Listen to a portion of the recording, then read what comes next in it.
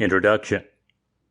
In the beginning, when the Christian faith had just arrived here in the land that today is called New Spain, in many ways the Heavenly Lady, the consummate Virgin Saint Mary, cherished, aided, and defended the local people so that they might entirely give themselves and adhere to the faith. In order that they might invoke her fervently and trust in her fully, she saw fit to reveal herself for the first time to two Indian people here. No other artwork in the world is comparable to the Virgin of Guadalupe. What makes this painting unique, located in the Basilica of Guadalupe, north of Mexico City, is not precisely its artistic quality, as is the case with the Mona Lisa by Leonardo da Vinci or the Kiss by Gustav Klimt, nor its place in the evolution of painting. It clearly does not constitute a landmark in art history, and the most visited painting in the world is certainly not the summit or the harbinger of a new aesthetic movement, like Dali's Melting Watches or Van Gogh's Starry Night. In fact, for some, the execution of the image is coarse and all its elements fit well-known techniques. For others, it's merely a copy of a sculpture of the Virgin found in Spain. What distinguishes the Virgin of Guadalupe of Mexico is her universality.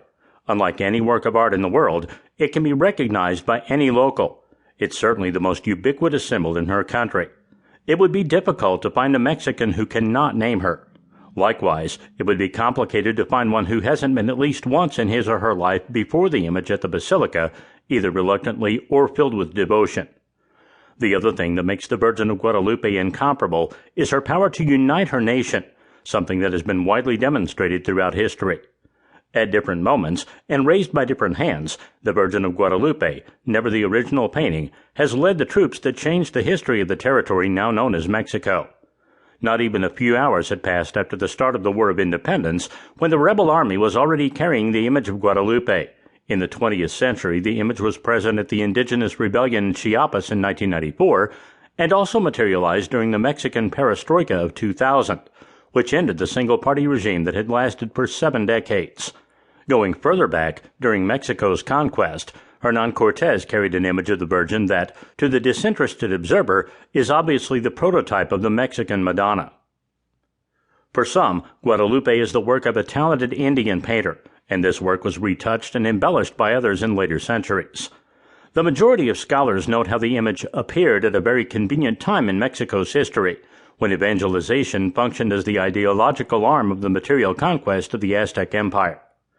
There are even reasons to wonder whether the image currently on display in Mexico City is the same as in the 17th century, since it is known from testimonies of the time that Mary had a crown on her head. That means if it's the same, at the very least it's been retouched, doctored, and tampered with again. Conversely, for the believers, the image was miraculously stamped on the tilma or cloak of a man named Juan Diego. Among the latter are most of the 17 million persons who visit the original every year in Mexico City, which makes it the most visited painting in the country, and certainly the world. By comparison, the Mona Lisa at the Louvre in Paris receives 6 million visitors per year. To keep listening to this audiobook, I've left you a link in the description so you can do it, at no cost thanks to Audible's 30-day free trial.